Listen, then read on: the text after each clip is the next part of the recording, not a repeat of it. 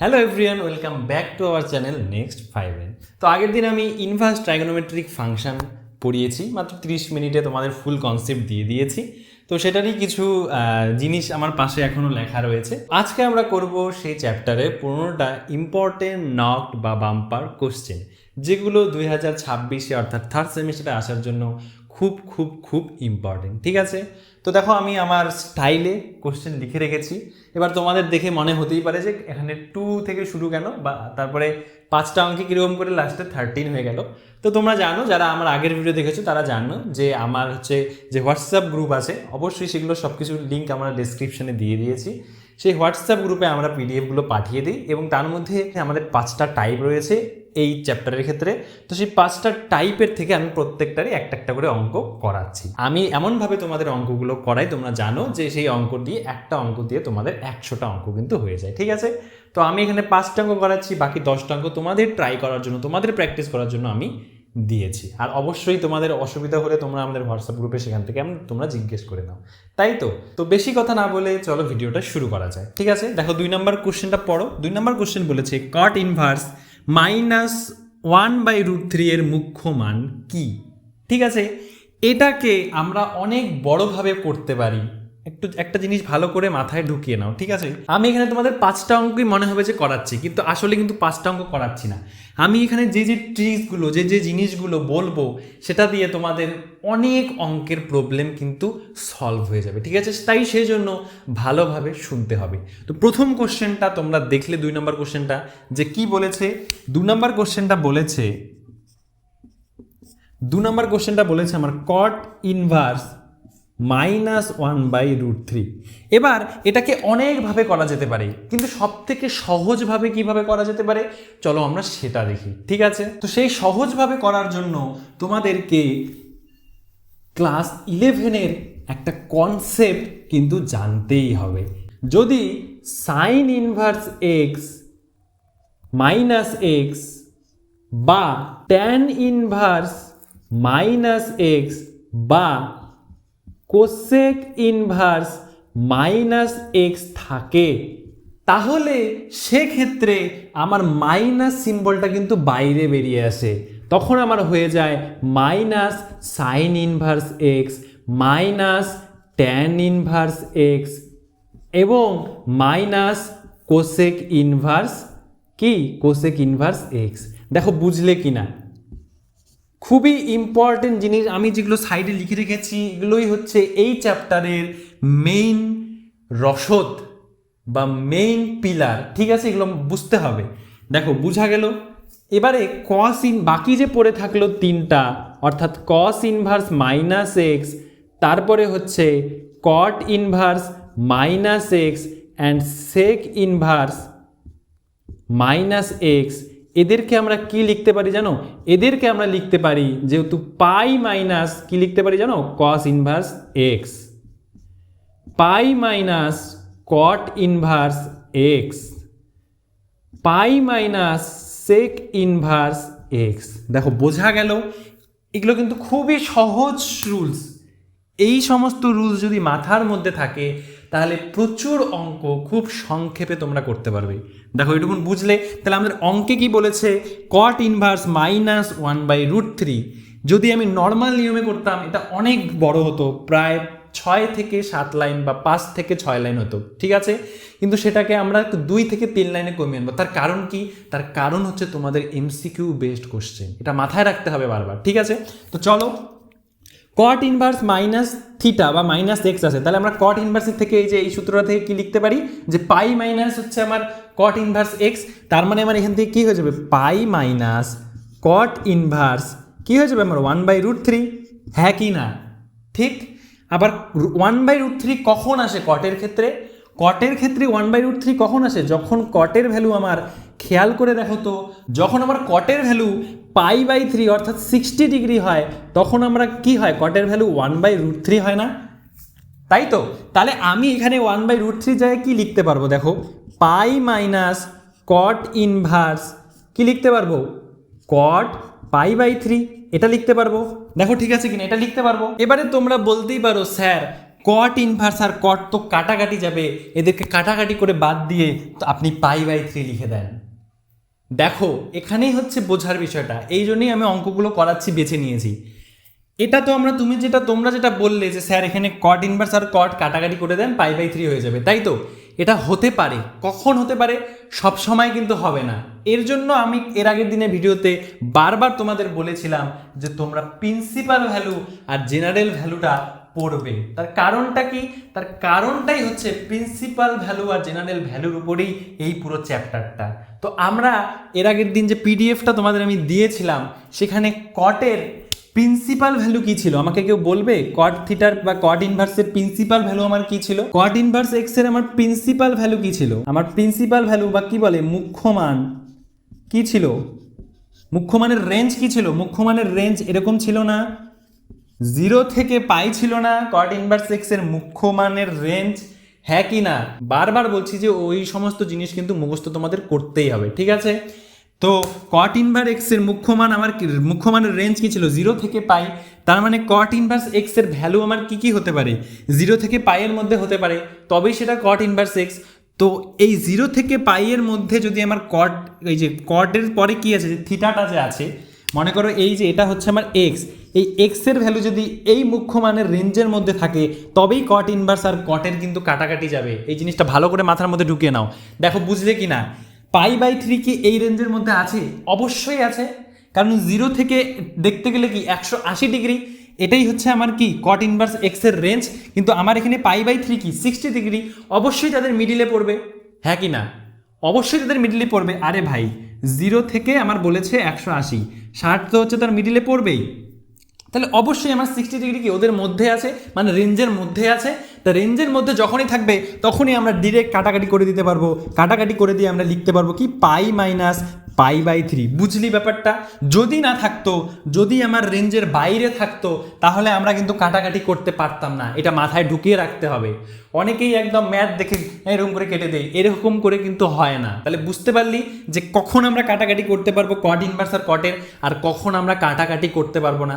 আশা করি কিন্তু বুঝতে পারলি। এই কনসেপ্টটা একদম ক্লিয়ার রাখতে হবে। রেঞ্জের মধ্যে যদি থাকে, মুখ্য মানের রেঞ্জের মধ্যে যদি থাকে, তবে কাটাকাটি করতে পারবো। যদি মুখ্য মানের রেঞ্জের মধ্যে না থাকে, তাহলে কাটাকাটি করতে পারবো না। তাহলে বুঝতে পারলি যে কতটা ইম্পর্টেন্ট আমার প্রত্যেকটা ইনভার্স ফাংশনের মুখ্য মান জানা এবং হচ্ছে জেনারেল ভ্যালু জানা। বোঝা গেল? তাহলে দেখ অঙ্কটা কত সহজে হয়ে যাচ্ছে। তাহলে এবার আমি হিসাব করব, কত আসবে আমার 3π - π, তার মানে কত চলে আসলো আমার 2π/3। দেখ কত সহজে আমার অঙ্কটা হয়ে গেল। আমি তোদেরকে বারবার বোঝাচ্ছি, তাই কিন্তু টাইম লাগছে কি, ঠিক আছে? তোরা যখন একবার এই অঙ্কগুলো বুঝে যাবি, তখন কিন্তু তোরা 30 সেকেন্ড অঙ্কগুলো করে ফেলতে পারবি। বোঝা গেল? তাহলে আমার অপশন কি হয়ে যাবে এখানে? অপশন হয়ে যাবে আমার এ। ঠিক আছে, তাহলে আশা করি বোঝা গেল 2 নম্বর অঙ্কটা। এবার নেক্সটে যাই, চল। তাহলে এবারে পরের অঙ্কটা দেখি, 2 নম্বর কমপ্লিট। এবারে দেখি 4 নম্বর ম্যাথ। 4 নম্বরে কি বলেছে যে ভালো করে দেখ, sine 4π/3 plus cos inverse cos 4π/3। এবারে আমাদের এই যে তোরা বলতে পারিস সাইন ইনভার্স আর সাইন কেটে দেন, কস ইনভার্স আর কস কেটে দেন, তাই কি করতে পারবি? আমাদের রেঞ্জ কি? সাইনের মুখ্য মানের রেঞ্জ কি রে বাবা? আমার সাইন ইনভার্স এক্সের মুখ্য মান, যে মুখ্য মান তার রেঞ্জটা কি? সাইন ইনভার্স এক্সের মুখ্য মানের রেঞ্জটা কত? সাইন ইনভার্স এক্সের মুখ্য মানের রেঞ্জ কিন্তু আমাদের কি -π/2 থেকে π/2, হ্যাঁ কি না? আবার কস ইনভার্স এক্সের মুখ্য মানের রেঞ্জ কত রে বাবা? কস ইনভার্স এক্সের মুখ্য মানের রেঞ্জ কত? 0 থেকে পাই, তাই তো? এটা জানি আমরা। এবারে তোদের দেখে অনেকে বলে দিবি যে স্যার তার মানে তো এটা হবে না কাটাকাটি, এটা তো রেঞ্জের মধ্যে নেই। কেন নেই? তোরা বলি স্যার এটা তো 4π/3 আছে, এখানে তোমার π/2 থেকে π/2 বলেছে। তারপরে তোরা দেখে বলে দিলি cos 4π/3 আছে স্যার, এখানে তো হবেই না। আদতে কি তাই? আমরা যখন একদম কনসেপ্টে ভিডিও পড়েছিলাম, প্রথমেই আমরা কি দেখেছিলাম যে সাইন থিটার যে হাফ আসে, সেই সাইন থিটার হাফের ভ্যালুটাকে আমরা কতভাবে লিখতে পারি দেখেছিলাম না? মনে কর π/6 আকারেও লিখতে পারি, আবার কি লিখতে পারি, অনেক সময় দেখেছি 5π/6 বা 13π/6, এরকম অনেকবার এসেছিল। কিন্তু খেয়াল করে দেখ, অনেকবার এসেছিল না? হ্যাঁ, অনেকবার এসেছিল, তাহলে আমাদের কি এটাকে ভাঙতে হবে, এই 4π/3 ভাঙতে হবে। কোন ভ্যালুতে ভাঙতে হবে? আমি বারবার বলেছি তোদের যে আমরা কিন্তু কটা ভ্যালু জানি, আমরা 0 ডিগ্রির ভ্যালু জানি, 30 ডিগ্রির ভ্যালু জানি, 60 ডিগ্রির ভ্যালু জানি অ্যান্ড 90 ডিগ্রির ভ্যালু জানি। আমরা কিন্তু 4টার ভ্যালু জানি মাত্র। সো সেই 4টার ভ্যালুতে আমার যে কোনো যেটাই দেওয়া থাকে, আমার এখানে যদি 100π/3ও থাকতো না, তাও আমার ওই 4টা ভ্যালু থেকে আনার চেষ্টা করতে হবে। তারপরেই আমরা এই সমস্ত ক্রাইটেরিয়ার দিকে নজর রাখবো, ঠিক আছে? না হলে কিন্তু গন্ডগোল হয়ে যাবে অঙ্কগুলো। আমরা যে ভ্যালুগুলোর মান জানি 0 degree, 30 degree, 60 degree and 90 degree, সেগুলোতে আমাদের সবসময় কনভার্ট করার চেষ্টা করতে হবে। আর সেটা করার জন্য কি, আমার এই যে পাশে যে এই জিনিসটা লিখে রেখেছি, ছোট্ট জিনিসটা, এই যে এই দুটো জিনিস মিলে আমার সেটা করতে হয়। আগের দিনের কনসেপ্ট ভিডিওতে একদম দারুণভাবে আমি ক্লিয়ার করে বলেছি, তাই তো? বোঝা গেল? তাহলে চল এবারে ম্যাথটাই ঢুকি। তাহলে আমার কি 4π/3টাকে কি করতে হবে? ভেঙে দেখতে হবে দুটোর ক্ষেত্রেই। তাহলে চল ভাঙি। তাহলে কি করতে পারি 4π/3টাকে? সাইন ইনভার্স সাইন 4π/3টাকে দেখ তো এরকম করতে পারি কি না, পাই প্লাস π/3। দেখ তো পাই প্লাস π/3 করতে পারি? এই তো 3π হয়ে যাবে উপরে, 3π প্লাস পাই 4π/3 করতে পারি তার মানে, তাই তো? প্লাস কস ইনভার্স, এটা কত করতে পারি? এটাকেও সেমভাবে দেখি, তাহলে কস সেমভাবেই হবে মনে হয়, পাই প্লাস π/3, তাই তো? তাই হবে। হ্যাঁ, এবারে কি করব? এবারে দেখ সাইন পাই প্লাস π/3 মানে কি, দেখ আমি একটা বোঝাচ্ছি, বাকিগুলো তোরা বুঝবি। সাইন পাই প্লাস π/3কে কি লিখতে পারি আমি, সেটা বুঝবি, ঠিক আছে? দেখ আমাদের এখানে তো 90 ডিগ্রির সাথে থিটা গুণ হবে, মানে আমরা যখন আমরা দেখেছিলাম এক্সাম্পলে 300 ডিগ্রি থাকলে সেটাকে কি করে আমাদের নন ডিগ্রিতে আনার চেষ্টা করবো আমরা, তাই তো? যেমন করেছিলাম 300 ডিগ্রির ক্ষেত্রে, মনে কর 300 ডিগ্রির ক্ষেত্রে আমরা করেছিলাম 3 × 90 প্লাস হচ্ছে 30 ডিগ্রি, এরকম করি আমরা নন ভ্যালু, নন ডিগ্রিটা বের করার চেষ্টা করি সবসময়। তো এখানেও আমরা কি পাই আছে মানে 180 ডিগ্রি, কিন্তু আমাদের কি এখানে সূত্র কি 90 ডিগ্রি দিয়ে হয়, তাই তো? 90 ডিগ্রি গুণ করতে লাগে। তাহলে আমি এটাকে করে নিই, ভেঙে নিই ভিতরটাকে, দেখ এরকম হয় অনেকটা দেখতে। 2 × π/2 হবে না? দেখ 2 × 90 ডিগ্রি প্লাস কি লিখবো আমি, π/3, বোঝা গেল? তাহলে আমার 2 × π/2 মানে 2 × 90 ডিগ্রি, তাহলে 2 কি আমার কি 2 হচ্ছে ইভেন নাম্বার।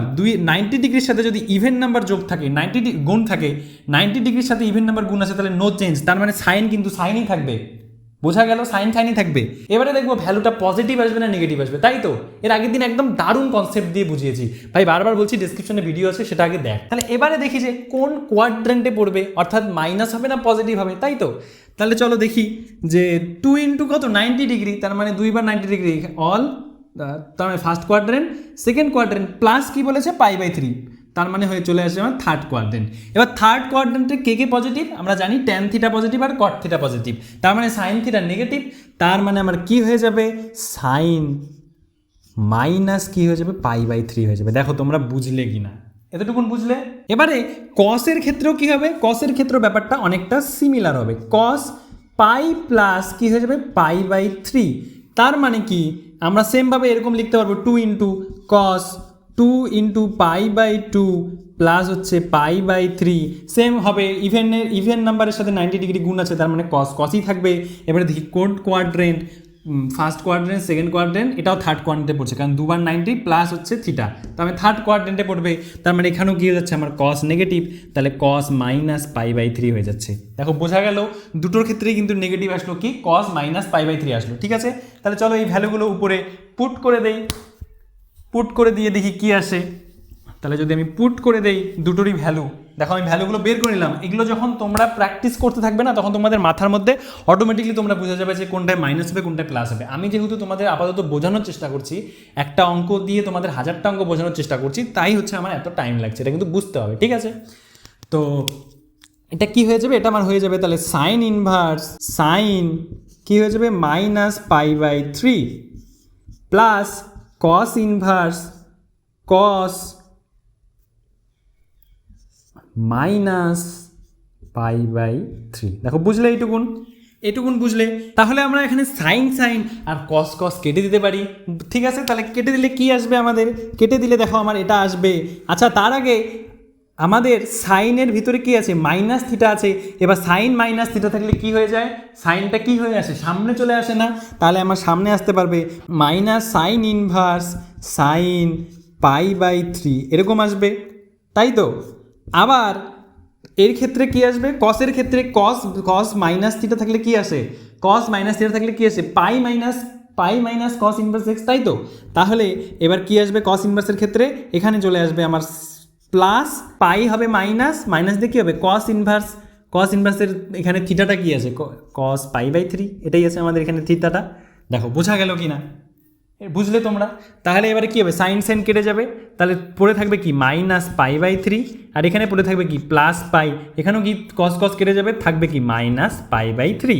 তাহলে এবার আমি যদি ক্যালকুলেশন করি তাহলে আমার কত আসবে, 3 minus pi plus 3π minus pi, অর্থাৎ উপর থেকে বাদ দিয়ে গেলে থাকবে হচ্ছে আমার π/3। দেখো বুঝলে কি না, π/3 অপশানে আছে, হ্যাঁ দেখো ডি নাম্বার অপশানটা π/3। তাহলে আমার 4 নাম্বার অঙ্ক কিন্তু কমপ্লিট হয়ে গেল। আশা করি তোরা ম্যাথটা একদম ভালো করে বুঝতে পারছিস। আমি দেখ এই 4 নাম্বার ম্যাথটার ক্ষেত্রে দেখ এই রুলসটা অ্যাপ্লাই করলাম ক্লাস 11-এর, এই রুলসটা অ্যাপ্লাই করলাম ক্লাস 11-এর, অ্যান্ড এই রুলসটা অ্যাপ্লাই করলাম ক্লাস 11-এর। তাহলে তোদের ক্লাস 11-এ যারা পড়াশোনাও করিসনি তাদেরকে কিন্তু আর চিন্তা করার কোনো বিষয় আর রইল না, ঠিক আছে? এই ছোট্ট একটু জিনিস, এই ছোট্ট একটা যে আমি পাশে লিখে রেখেছি, এই জিনিসটা যদি তোরা বানিয়ে নিতে পারিস তাহলে তোরা সমস্ত অঙ্ক বা ক্লাস 11-এর সমস্ত কনসেপ্ট মানে তোদের মনে হবে না যে আমার মধ্যে কোনো খামতি রয়েছে, ঠিক কিনা? দেখ অঙ্কটা বোঝা গেল, একদম স্টেপ বাই স্টেপ করালাম, দেখ ঠিক আছে? আশা করি তোরা বুঝতে পেরেছিস। এবারে চল 7 নম্বর অঙ্কটা দেখি।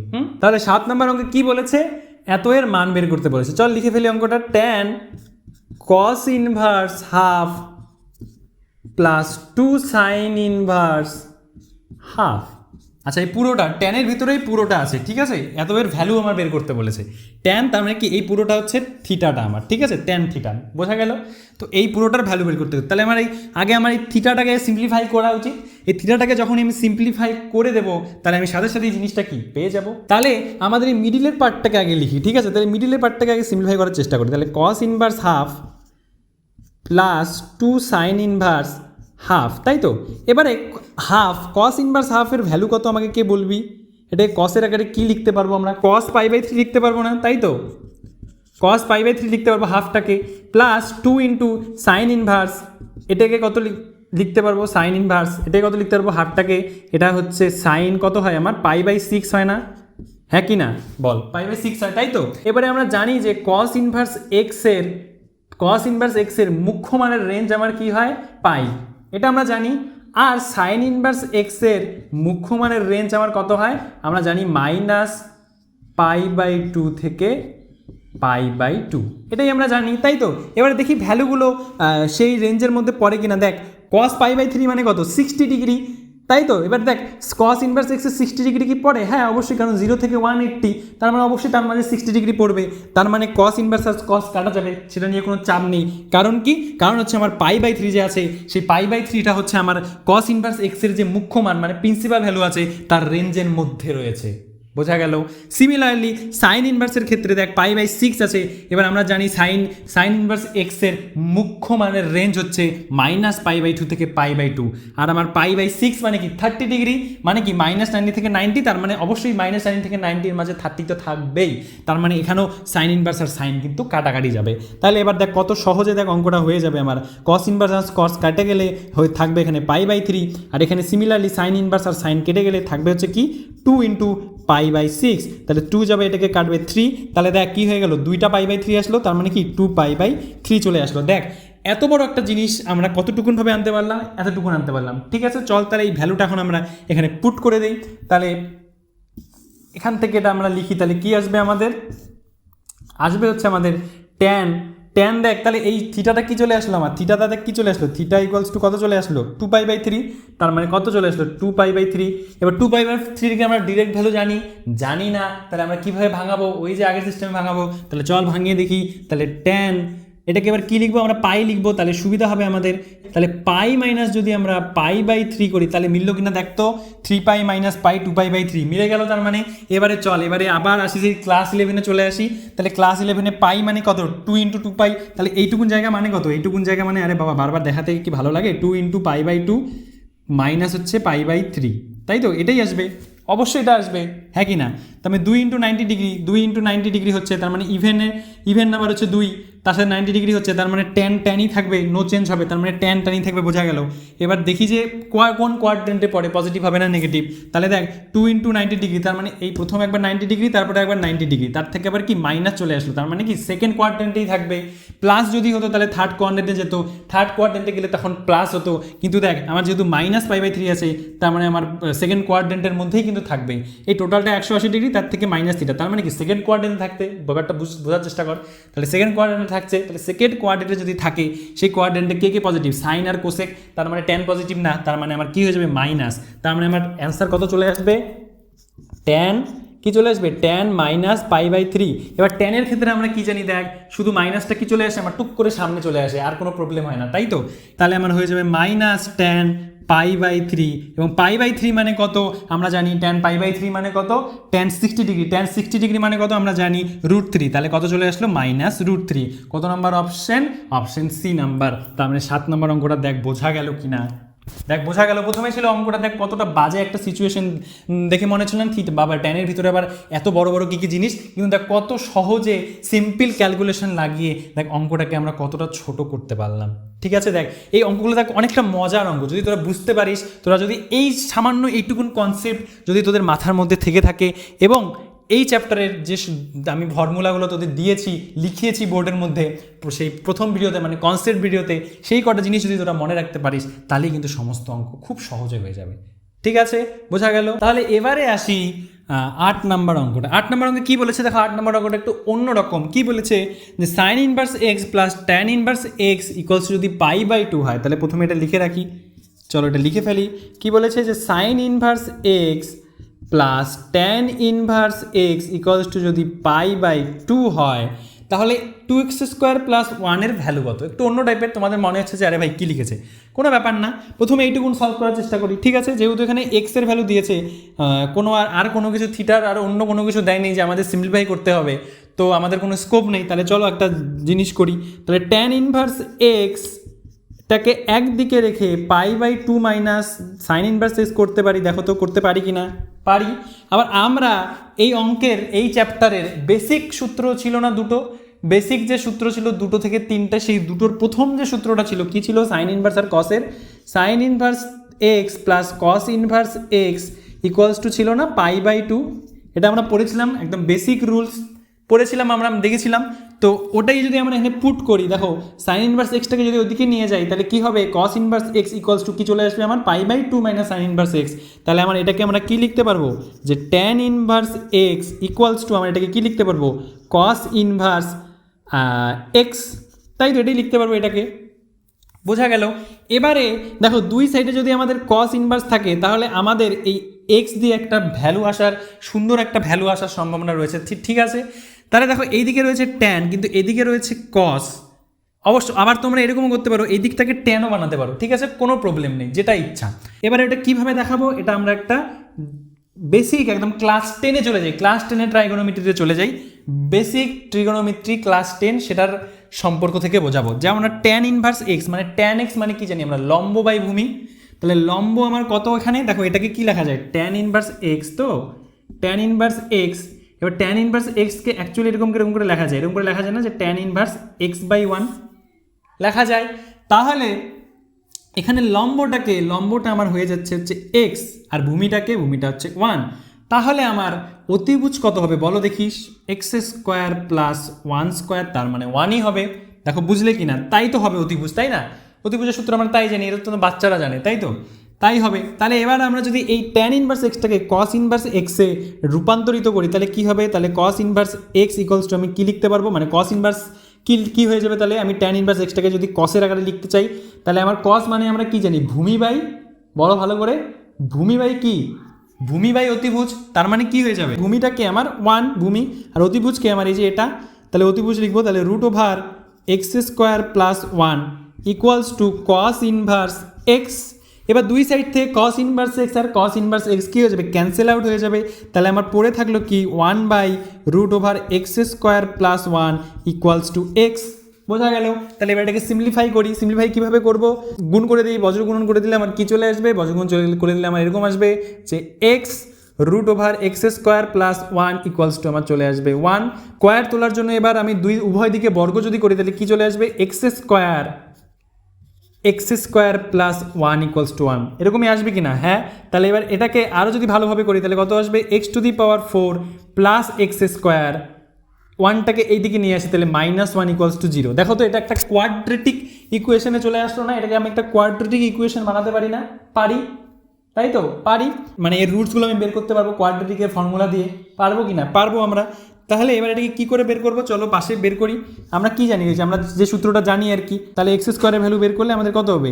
এরকম হবে। নিচে কী হবে? 2a, 2 এখানে a কত? a হচ্ছে 1, তার মানে 2 × 1 হয়ে যাবে। উপরে -b হয়, -b কে এখানে 1, তাহলে -1 plus minus root over B স্কোয়ারও কে আছে? স্কোয়ারও 1, তাহলে 1, তাহলে কী হবে? বি স্কোয়ার মাইনাস, দেখো -4ac, এবার -4 × a কত? 1, আর সি কত আমার? সিও দেখো সি হচ্ছে -1, তাহলে হয়ে গেল এটা। এবার এটা সিম্পলিফাই করলে কত আসবে? নিচে চলে আসবে আমার 2, উপরে চলে আসবে -1 প্লাস মাইনাস রুট ওভার কত চলে আসবে? এই দেখো এটা -1 মিলে প্লাস চলে আসবে, তাহলে কত চলে আসবে? এটা 5 হয়ে যাবে। আমরা এর নেগেটিভ ভ্যালুটা নিব না, তাহলে আমাদের কি চলে আসলো? √5 -1/2। কেন নেগেটিভ ভ্যালুটা নিলাম না? এইটা যদি তোমাদের মনে প্রশ্ন আসে তাহলে এটা খুবই একটা বেসিক কনসেপ্ট। আর যদি তারপরে তোমাদের মনে যদি প্রশ্ন আসে অবশ্যই আমাদের হোয়াটসঅ্যাপ গ্রুপে জয়েন হও, সেখানে আমাকে জিজ্ঞেস করো, আমি তোমাদের অ্যান্সার দেবো। ঠিক আছে, যাই হোক। তো আমার এক্স স্কোয়ারের ভ্যালু দেখো এটা চলে আসলো, বোঝা গেল। এবারে আমরা কোশ্চেনটা আবার পড়ি। দেখো তাহলে আমাদের এই অবধি তো কমপ্লিট, এই হয় অবধি কমপ্লিট। তাহলে 2x² + 1 এর ভ্যালু কত? দেখো কতটা এখন ইজি হয়ে গেল। তাহলে আমরা এক্স স্কোয়ারের ভ্যালু জানি, তাহলে আমরা 2 × এই এক্স স্কোয়ারের ভ্যালুটা যদি পুট করে দিই, তার সাথে যদি +1 করে দিই, তাহলেই আমার সলিউশন পেয়ে যাবো। দেখো কতটা ইজি হয়ে গেল ব্যাপারটা এখন। এই জন্যই বারবার বলি যে পার্ট করে কোশ্চেন পড়বেই। প্রথমে এইটুকুন পড়লে দেখো ঘাবড়ে গেলে যে পরের পার্টটা কী বলেছে, ঘাবড়ানোর কোনো ব্যাপার নেই। দেখো নর্মাল ট্রাইগোনোমেট্রিক ফর্মুলা ক্লাস 10 আর হচ্ছে এখানকার যে বেসিক ফর্মুলা সেটা দিয়ে দেখো অঙ্কটা কতটা সহজভাবে চলে আসলো। ঠিক আছে, চলো এবার বসিয়ে দিই, দেখি কত আসে। তাহলে যদি আমরা এটা বসাই তাহলে কত আসবে? 2x² + 1 এর ভ্যালু দেখি কত আসে। 2 × x² এর ভ্যালু কত চলে আসছে? √5 -1 বাই হচ্ছে 2 + 1, তাহলে 2 এখানে কেটে যাবে, তাহলে কত চলে আসলো? √5 -1 + 1, তাহলে -1 + 1 কেটে গিয়ে শুধু চলে আসলো আমার √5। তাহলে এই অপশন বি নাম্বার। তাহলে দেখো 8 নম্বর অঙ্কটা কতটা সহজভাবে হয়ে গেল। ঠিক আছে, চলো তাহলে এবার নেক্সট অঙ্ক। এবারে আসি 13 নম্বর অঙ্কটা। দেখো 13 নম্বর অঙ্কটা তোমাদের অনেকেরই মনে হবে যে কি স্যার একটা বাজে অঙ্ক দিয়ে রাখছে। 13 নম্বরটা এখান থেকে আমি করে দিই। 13 নম্বর অঙ্কটা খুব বাজে একটা ব্যাপার, তাই তো? তোমাদের অনেকেই যদি এটা সিম্পলভাবে সলভ করো, তার মানে কি? দেখো আমরা অনেকেই কী করবো, যে এখানে প্লাস আছে তাহলে রুট ওঠানোর জন্য এখানে মাইনাস কী করবো? √1 + x মাইনাস √1 - x দিয়ে নিচে উপরে গুণ করবো, তাহলে উপরে দেখো স্কোয়ার চলে আসবে, তাহলে একটা রুট সরে যাবে, নিচেও কিন্তু এরকম রুট সরে যাবে, অনেক হিজিবিজি হবে, অনেক বড় হবে। ঠিক আছে, সেটা কিন্তু আমরা করবো না। আমরা ক্লাস 11-এ এরকম আমরা অনেক জায়গায় ডেরিভেটিভের ক্ষেত্রে বলো বা এরকম ত্রিকোণমিতিক এই চ্যাপ্টারগুলোর ক্ষেত্রে আমরা অনেক শর্টকাট ফর্মুলা কিন্তু শিখেছিলাম, তাই তো? তো এবারে ক্লাস 12-ও আমরা সেগুলো অ্যাপ্লাই করার চেষ্টা করবো। অনেকের যদি মন খারাপ করার কোনো ব্যাপার নেই, ক্লাস 11-এ যদি না পড়ে থাকে কোনো ব্যাপার না। আমি যে এই অঙ্কটার ক্ষেত্রে দেখাবো সেটা প্রায় সিমিলার অনেকগুলো অঙ্কের ক্ষেত্রে তাই হয়। ঠিক আছে, তো যেটা নর্মালি হচ্ছে এই ক্যালকুলেশন যদি করা যায় সেগুলোর ক্ষেত্রে তোমরা নর্মালি ক্যালকুলেশন করবে, কিন্তু এটার ক্ষেত্রে যেহেতু একটু বড় হবে তাই জন্য আমি এই অঙ্কটার ক্ষেত্রে ন্যাচারালি এক্সের ভ্যালু একটা নির্দিষ্ট ধরে নেব।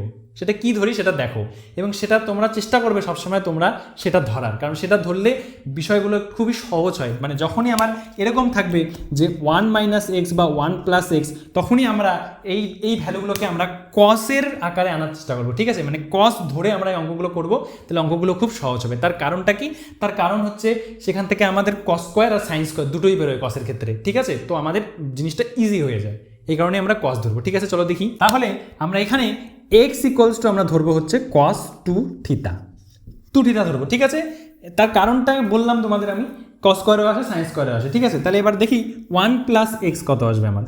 1 + x আসবে হচ্ছে আমার 1 + cos 2θ। 1 + cos 2θ মানে আমরা জানি ক্লাস 11 থেকে এটা হচ্ছে 2 cos স্কোয়ার থিটা। দেখো cos স্কোয়ার চলে আসলো, বললাম না cos স্কোয়ার চলে আসবে। আবার 1 - x = 1 - cos 2θ থিটা। আবার এই 1 মাইনাস কস 2 থিটা মানে হচ্ছে 2 সাইন স্কোয়ার থিটা। দেখো কসও চলে আসলো, সাইন স্কোয়ারে চলে আসলো, কস স্কোয়ারে চলে আসলো। দেখো কতটা ইজি হয়ে যাবে এবারে ব্যাপারগুলো। কারণ কি, যেহেতু আমাদের রুট আছে, যখনই রুট থাকবো তখন এই সমস্ত এই যে কস দুটিটা ধরার চেষ্টা করবো, তাহলে আমাদের রুটগুলো ওঠার পসিবিলিটি দেখো কিন্তু কি বেড়ে গেল অনেকটাই, কারণ স্কোয়ার আছে, তার মানে রুটগুলো অটোমেটিক উঠে যাবে। বোঝা গেল? তোমাদের প্রশ্ন আসতে পারে স্যার অন্যগুলো ধরলে এইরকম মানে রুট ওঠার ক্ষেত্রে প্রবলেম হতো, হয়তো একটার ক্ষেত্রে 1 প্লাস এক্সের ক্ষেত্রে তোমরা স্কোয়ার আসবে, কিন্তু 1 মাইনাস এক্সের ক্ষেত্রে স্কোয়ার আসবে না। তো সেই জন্যই আমি কস 2 থিটাকে ধরা প্রেফার করি। তার কারণ হচ্ছে কস 2 থিটা দেখলেই যে তোমরা সাইন স্কোয়ারও আসছে, কস স্কোয়ারও আসছে, মানে +1 এর ক্ষেত্রেও আসছে, -1 এর ক্ষেত্রেও, মানে প্লাস এক্সের ক্ষেত্রেও আসছে, মাইনাস এক্সের ক্ষেত্রেও আসছে। ঠিক আছে, বোঝা গেল? তো এবারে দেখি এই পার্টটা আগে করি, তারপরে হচ্ছে পরেরটা যাই। তাহলে এবারে এই পার্টটা কত আসবে আমার, এইটুকুন পার্ট যদি আমি করি, তাহলে উপরে পার্টটুকুন করছি, মানে থিটাটা করছি, ট্যান ইনভার্সের থিটাটা করি আগে। √1 প্লাস এক্স, এবার 1 প্লাস এক্স এর ভ্যালু কত, 2 কস স্কোয়ার থিটা। তাহলে √2 cos square theta minus √1 minus x, 1 minus x এর ভ্যালু কত, 2 সাইন স্কোয়ার থিটা। তাহলে এটা কি আসবে, √2 সাইন স্কোয়ার থিটা। হয়ে গেল। এবার তারপরে নিচেরটার ক্ষেত্রে সিমিলার হবে, 2 cos square theta plus √2 sine square theta. এবারে সাইন স্কোয়ারের কস স্কোয়ারের রুটগুলো তুলে দিচ্ছি, তাহলে কিরকম আসবে দেখতে, তাহলে √2 কস থিটা মাইনাস √2 সাইন থিটা, √2 কস থিটা প্লাস √2 কত চলে আসবে, সাইন থিটা চলে আসলো। এবার দেখো √2 গুলো কমন নিয়ে দুই সাইড থেকে, মানে উপর থেকে √2 কমন, নিচ থেকে √2 কমন নিয়ে সেগুলো বাদ দেওয়া যাবে, ক্যান্সেল আউট হয়ে যাবে। তাহলে উপরে কি পড়ে থাকলো আমার, cos theta minus sine theta, আর নিচে কি পড়ে থাকলো, cos theta plus sine theta. দেখো সিম্পলিফাই হলো এটা আমার। এবারে আমরা ক্লাস 11 দেখো মজার একটা জিনিস করতাম, কি করতাম, কস দিয়ে উপর নিচে ভাগ করে দেই। মানেটা কি, মানেটা হচ্ছে কস দিয়ে ভাগ করে দিতাম, এরকম করে মনে করার চেষ্টা করো যে কস থিটা মাইনাস সাইন থিটা। কেন, কারণ ট্যানের একটা ফর্মুলা আনার জন্য আমরা করতাম বিষয়টা। তোমাদের মনে পড়ে কিনা দেখো, ছোটবেলায় পড়েছিলে অনেক, সেই অনেক যুগ আগে, দেখো তোমাদের মনে আছে কিনা। এই যে এরকম করে কস থিটা দিয়ে ভাগ করতাম, কস থিটা দিয়ে ভাগ করলে সেটা কি আসতো আমাদের, cos থিটা দিয়ে ভাগ করলে কি আসতো, 1 মাইনাস ট্যান থিটা, আর এখানে আসতো হচ্ছে 1 প্লাস ট্যান থিটা। এবার এটাকে আবার এরকম করে আমরা কি করতাম, কি আকারে লিখতাম, একটা লেখা দেখো, ট্যান এ মাইনাস বি আকারে, কিন্তু বা ট্যান এ প্লাস বি আকারে একটা সূত্র ছিল না, সেই আকারে আনার জন্য আমরা এরকম প্রচুর অঙ্ক করেছি ক্লাস 11-এ। যাই হোক, কোনো ব্যাপার না, তোমরা যদি না করে থাকো তাহলে দেখো এখান থেকে কি করতে পারবো এবার এখান থেকে আমরা এরকম লিখতে পারবো, দেখো ট্যান 1 মানে ট্যান 45 ডিগ্রি ভ্যালু আমরা জানি 1 হয়, তার মানে ওটা কি ট্যান কি π/4 লিখতে পারবো। তাহলে ট্যান π/4 এই 1টাকে মাইনাস কি লিখতে পারবো, ট্যান থিটা, কারণ আমরা জানি কি ট্যান 45 ডিগ্রি সমান 1 না, তো সেটাই আমরা লিখলাম এখানে ট্যান π/4, কারণ ট্যান π/4 মানেই তো হচ্ছে ট্যান 45 ডিগ্রি। তাহলে এবার নিচে কি লিখতে পারবো, 1 প্লাস দেখো ট্যান π/4 ইনটু ট্যান থিটা। দেখো এরকম লিখতে পারবো কিনা, কারণ ট্যান π/4 মানে তো 1, তো আমি এখানে যদি অ্যাডও করে দেই আমার কোনো সমস্যা হচ্ছে না, তাই তো। এটা মানেই কি জানো তো, এই যে গেটআপটা তোমরা দেখতে পাচ্ছ, এই যে গেটআপটা, এই গেটআপটা হচ্ছে এই যে এরকম দেখতে অনেকটা ট্যান a মাইনাস b এর গেটআপ। a মাইনাস b এর গেটআপটা ছিল হচ্ছে এরকম, তোমরা মনে করে দেখো যে tan a minus tan b by হচ্ছে 1 plus tan a tan b, এরকম ছিল না। দেখো তাহলে এখান থেকে আমরা কি লিখতে পারবো, এখান থেকে আমরা ডাইরেক্ট লিখতে পারবো ট্যান কি লিখতে পারবো, a মাইনাস b, এখানে এটাকে π/4 আর মাইনাস বিটাকে এখানে থিটা। তাহলে দেখো এই পুরোটা হয়ে গেল আমার এইটুকুন, কতটা ইজিলি। আর আমার ছিল কি ট্যান ইনভার্স। এখন দেখো আমি ওখান থেকে এবার এখানে ডাইরেক্ট লিখে দিই। এখন ডাইরেক্ট আমরা এখান থেকে লিখতে পারি না যে এখান থেকে আমরা লিখতে পারি না যে এখান থেকে ট্যান ইনভার্স, তাহলে আমার কি চলে আসলো, ট্যান ইনভার্স এই পুরোটা কত চলে আসলো এটা, তাহলে লিখতে পারি না tan inverse tan π/4 minus theta, এটা লিখতে পারি। এবারে ট্যান ইনভার্স আর ট্যান কি হয়ে যাবে, কাটাকাটি হয়ে যাবে, যেহেতু অবশ্যই এটা রেঞ্জের মধ্যেই আছে, আমার মুখ্য মানের মধ্যেই আছে, আমার মুখ্য মানের রেঞ্জের মধ্যেই আছে, তাহলে আমার ট্যান ইনভার্স আর ট্যান কাটাকাটি চলে গিয়ে কি চলে আসলো, π/4 মাইনাস থিটা। এবার অনেকে অ্যান্সার এখানেই শেষ করে দিবে, কিন্তু এখানে অ্যান্সার কিন্তু শেষ নয়, তার কারণ আমরা থিটাটা কি, থিটাটা আমরা এখানে ধরেছি, আমাদের আসল ভ্যালুটা ছিল x দিয়ে, তাহলে আমার আনতে হবে কি দিয়ে, x দিয়ে, আমরা এটা তো ধরেছিলাম। তাহলে আমার থিটার ভ্যালু এখানে কত হয়ে যায়, এখান থেকে আমার থিটার ভ্যালু কত হয়ে যায়, হাফ কস ইনভার্স কি x হয়ে যাবে না, হাফ কস ইনভার্স x, থিটার ভ্যালু কত হবে এখান থেকে, থিটার ভ্যালু এখান থেকে কত আসবে, theta equals to half cos inverse x, তাই তো। এই কসটাকে এদিকে চলে আসবে, তাহলে ইনভার্স x, আর 2টা বাই চলে আসবে, তাহলে 1/2। তাহলে এবার থিটার ভ্যালু যদি এখানে বসাই তাহলে কত চলে আসবে, π/4 minus half cos inverse x, তাহলে এটাই হচ্ছে আমার অ্যান্সার। এবার এটা কত নাম্বার অপশনে আছে? এ নাম্বার অপশন, ঠিক আছে। তো এই হচ্ছে আমার 5টা টাইপের ম্যাথ, এবং এই 5টা টাইপের ম্যাথ করতে আমাদের কি কি সূত্রের দরকার পড়লো? মাত্র এই কটা সূত্র, ঠিক আছে। আর যে আমি তোমাদের কনসেপ্ট ভিডিওতে যে দিয়েছিলাম এবং পিডিএফ যে দিয়েছিলাম গ্রুপে, এই মাত্র এই কটা সূত্র। আশা করি তোমরা বাকি অঙ্কগুলো যে বাকি যে আমি এখানে 5টা করলাম আর বাকি যে পিডিএফ এর 10টা অঙ্ক আছে তোমরা একদম ইজিলি করতে পারবে, এবং যে কোনো অঙ্ক এই চ্যাপ্টার থেকে আসলে তোমরা করতে পারবে। তো এই ছিল মোস্ট আর কি ইম্পর্টেন্ট কোশ্চেন এবারে আসার জন্য, ঠিক আছে। তো আজকে ভিডিওটা এইটুকুই। অবশ্যই ভালো লাগলে চ্যানেলকে সাবস্ক্রাইব করো। এরপরে আমাদের ক্যালকুলাস শুরু হতে চলেছে, ক্যালকুলাসের ধামাকা ধামাকা ভিডিও আসতে চলেছে, ঠিক আছে। বাই।